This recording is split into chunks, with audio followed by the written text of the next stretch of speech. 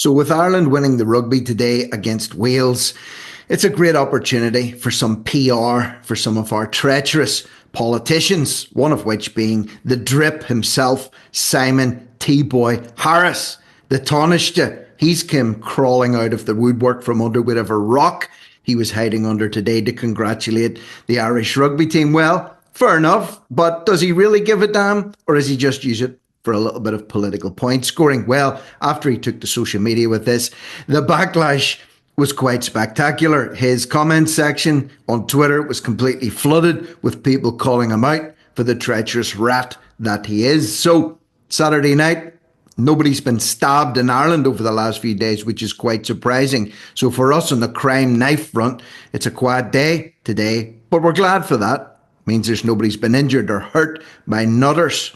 So let's get into it with Simon Harris. Let's see what he's had to say. Look at the language of this. Pew! Irish rugby, what a nail biter. Who speaks like that as a grown man? There's no way he writes these social media posts. Surely it would be wonderful to find out that he didn't. Or maybe he does. Phew, what a nail biter. It wasn't the prettiest win, but our boys in green got the job done and secured the Triple Crown. Credit to the Welsh rugby team for a tough and hard-fought match. So there he is, talking about our boys in green. Well, he's not one of the boys in green anyway. He's either one of the boys in pink or one of the boys in yellow. Pink and yellow, I think, would be Simon Harris's true colours. What do you think? Leave a comment below. This is some of the responses. I mean, like, I just pulled these as they came on the feed. Traitor, you'll get yours, Harris. That day is coming fast. Someone else has done an eye-rolling symbol to say you're great at rugby, Smithers. Martina Wright here has said, if only our government could represent the Irish as well as the rugby team, we would be the envy of the world. Well said, Martina Wright. What an absolute shower we have. We, whoever's listening, Irish people, representatives, what an absolute shower they are. So she says if the rugby team was as good as the government or vice versa, we wouldn't be in this pickle that we're in at the minute. Well said, Martina. Greedy politicians have said, when are you handing in your resignation, Harris, over the new children's hospital? You signed a contract. If you have any morals, you'll do it on Monday. Well, first of all, he doesn't have any morals. So therefore, by default, he won't be handing in his resignation on Monday. He's still got too much money to make in his current ministerial position. And there's no way you'll get rid of him. He's like a limpet. You'll have to get rid of him with a hammer and a chisel. From off the gravy train, hanging onto the gravy train with grim death. And yes, Children's Hospital, covered that through the week. Millions, hundreds of millions behind budget, years behind budget on time. And in the meantime, the waiting lists are getting longer and people are doing without treatment for longer. Kieran Brady has said, let's get some justice for those that have been lost by the government's mistakes. They said they've made. Again, I'm sorry to burst your bubble here, but you won't get justice, at least not under the current justice system. Let's just say the deck is stacked against the people that are playing against the house here, i.e. the people of Ireland. Full human rights public inquiry is needed, nothing less. Again, good luck with that one. I think when the Irish government were pulled up over their lockdown measures, they said they didn't want to call it an inquiry because it sounded like that they'd done something wrong. They just simply wanted to have a review, a little review where they could take notes and figure out how they may be able to do things better next time. Your loved ones, you all let our loved ones down once already. Stop blocking justice and truth now. Well, let's hope Harris reads his comments. Something tells me he doesn't. I mean, would you want to read your comments if you were Simon Harris on a Saturday night? I think not. Who knows what he's up to? This is the first time I've heard you talking about Ireland. Yeah, he's fond of talking about other countries and other countries' problems.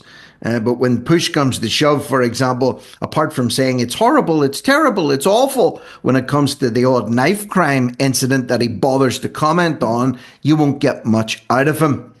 Stop pumping money into Ukraine is another one. And of course, we've heard this week that more money is on its way to Ukraine, money's on its way to Gaza, money's heading out of Ireland hand over fist into very sketchy foreign coffers. There's a clip here to say that Ukraine, the French police say Zelensky's defense ministry officials stole 46 million, not the reported 40 million, buying a villa in France for $2.5 million, a vineyard for 6.5 million, and 27 land plots for $1 million. How many billions were looted by Zelensky's other associates?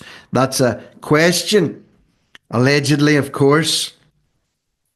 Ukraine says defense officials stole 40 million meant for mortar munitions.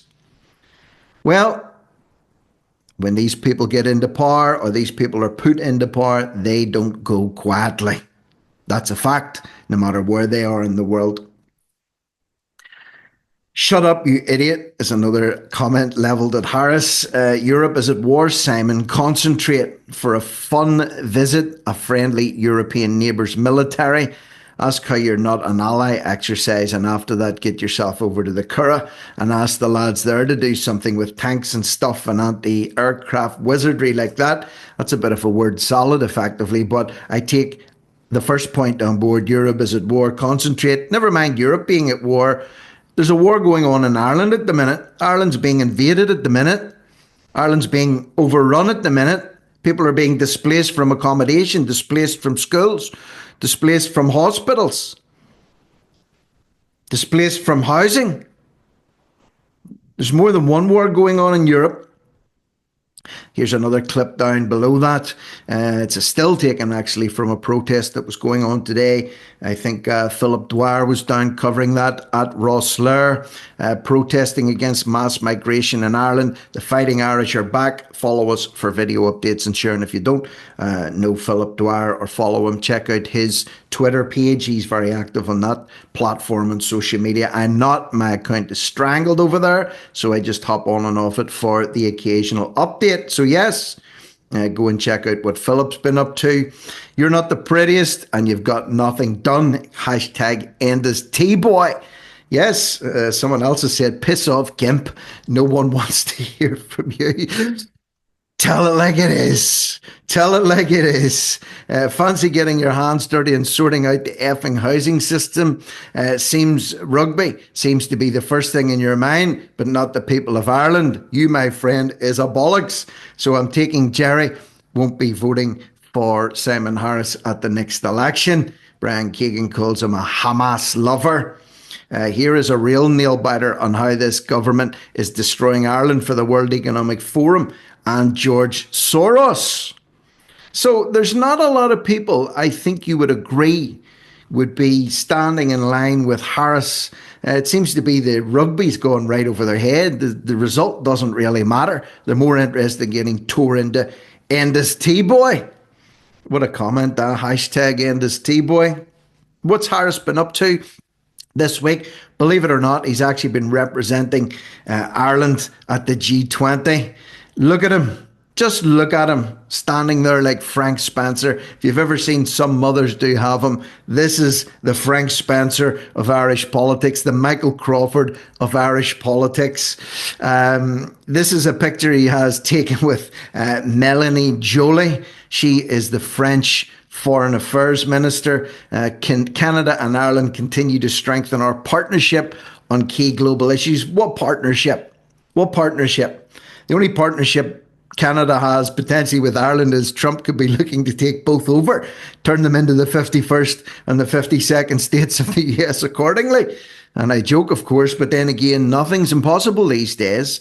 With Deputy PM and Finance Minister, or Foreign Minister, Simon Harris, TD, we discussed our shared commitment to provide advancing economic cooperation and promoting peace and security worldwide. Yeah, just don't mention the border.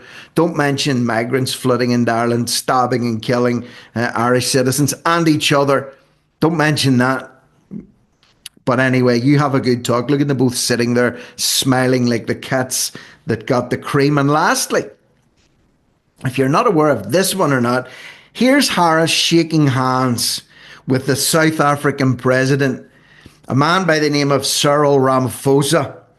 And Ramaphosa, as you can see, isn't a particularly popular chap. He seems to be standing on his own. He doesn't even have any security detail close to him, no entourage around him. And there's Harris leaning over for a handshake. Says he's glad he's confirmed his intention to visit Ireland in the near future. The only thing Ramaphosa will be coming to Ireland to do is make coin, to make money. Ramaphosa is a gangster, and South Africa is being run into the ground, has been run into the ground for years after years after years. The country is not in a good position at the minute. The government are almost, they're inciting land grabs to be taken. It could end up like Rhodesia all over again. They have crumbling infrastructure, terrible water infrastructure, terrible electricity supplies. You think it's bad in the west of Ireland? It's horrendous over in South Africa or down in South Africa, whichever way you want to look at the map. So Harris is shaking hands with Ramaphosa. Not a lot of people queuing up to do that. Harris doesn't even realise what he's done. And now he's invited him to Ireland. Well, why not? Why not? He'll probably be able to visit a lot of his country people here, because remember, there's a hotel in Youghal in Cork, and South Africans are going to be coming over here seeking refuge. So maybe Ramaphosa will be paying a little visit to Youghal when he's down here at the beautiful beachfront hotel that the Ukrainians have been kicked out of and everybody else has been put into just this week. Subscribe to the channel, leave a thought, comment, or opinion below. Join the channel if you haven't already done so. Support independent media. I'm Rick Bunn, no risk, no reward, over and out.